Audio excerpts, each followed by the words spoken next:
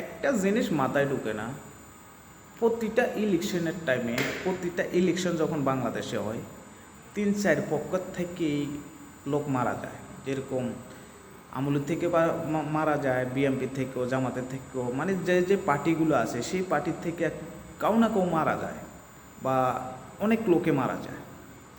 এই জিনিসটা ভাবতে পারতেছি না, একই ডিস্ট্রিক্টের লোক দেখা গেছে 3 পক্ষ থেকে 3 পার্টির থেকে মারা যাচ্ছে।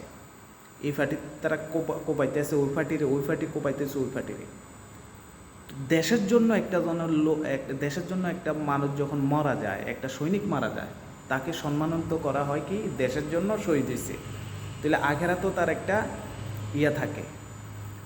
তুই একই ডিস্ট্রিক্টের ভিতরে যখন নাকি 2 পক্ষ থেকে 2 জন মারা যায় বা 3 পক্ষ থেকে 3 জনে মারা যায় বা মারা যাচ্ছে, এই ব্যাখ্যাটা আমি টোয়ে পাইতেছি না। এটা তো দেশের জন্য দিছে না, এটা কার জন্য দিছে? কারো যদি জানা থাকে এই ব্যাখ্যাটা আমাকে একটু জানাবেন তো কমেন্টের মাধ্যমে।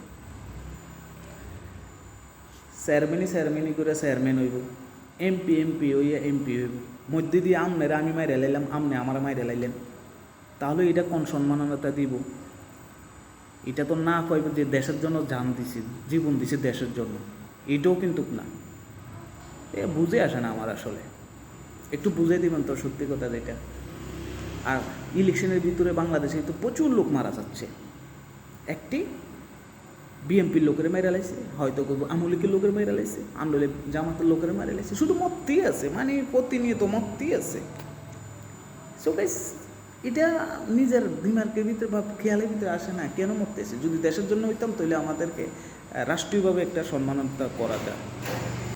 তো কারো যদি এই ব্যাখ্যাটা থাকে আমাকে জানাবেন। কারণ হয়েছে কি, দেশের জন্য জীবন দিলে সম্মানিত পায় সরকারিভাবে বা রাষ্ট্রীয়ভাবে। আর যখন নাকি দেশের ভিতরে যদি আমরা পার্টির লেগে যদি আমরা গুতাগুতি করে যে মাইরা যায়, এটার কি সম্মাননা দেয়?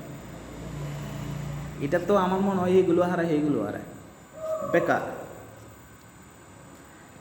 যাই হোক, এটা আমার মাথা ধরলো না। তো যাক, আপনারা যদি মাথা ধরে আমাকে জানাবেন। তো ভালো থাকবেন, আসসালামু আলাইকুম।